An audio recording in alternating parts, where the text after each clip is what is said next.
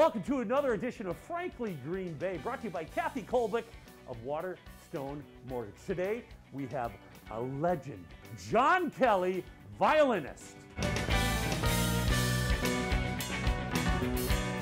Welcome to another edition of Frankly Green Bay. Got my buddy John Kelley. John, how are you? I'm doing well. I'm doing well. I mean, this pandemic thing, being a musician, how's it been sitting around?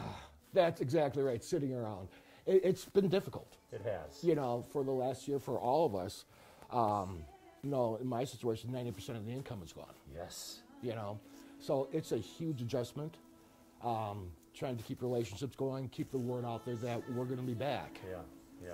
But it's not easy. So, John, let's talk about music. I mean, you're an extraordinary violinist. Music's always been your life. When did it start for you? When did it finally say, John, this is what I'm going to do? Well, I came from a family of 5 kids. Okay. And my parents had the fortitude to stress music. Okay. You know, and so we all had to take violin and piano. Really? I studied piano for 12 years and not good. It's just not my instrument. Okay. But the violin took. Yeah. You know, right from the start. So I started when I was 10, and by the time I was 15, I was doing fairly well. Okay. And that's when I attended my first summer music camp. And that's when I fell in love with music. And then what? You know, when you were in college, were you in a band, or what did you do? Did you play in orchestras, or what was your thing? Well, you know, when I was in college, I was really focusing in on music. Okay. Really taking it seriously to be a serious classical violinist. Yes.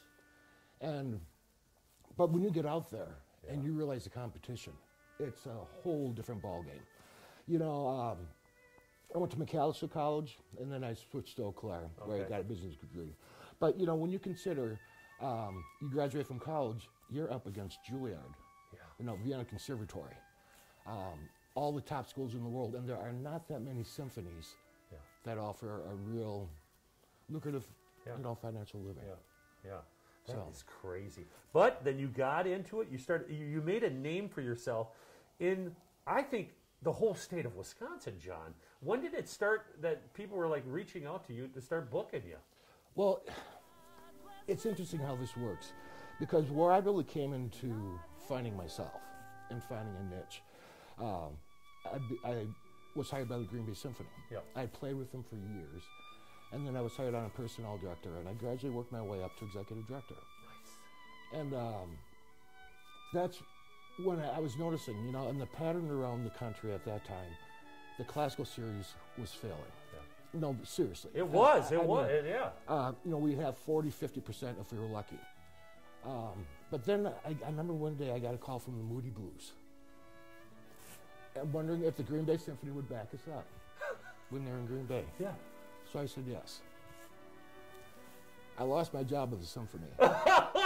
They said, we do not do that. Oh. But I was hired back a few days later because I told them, you have got to open your eyes. You have got to do something different, something unique. Yeah. And we put on that concert with the Moody Blues, 10,000 people. Amazing.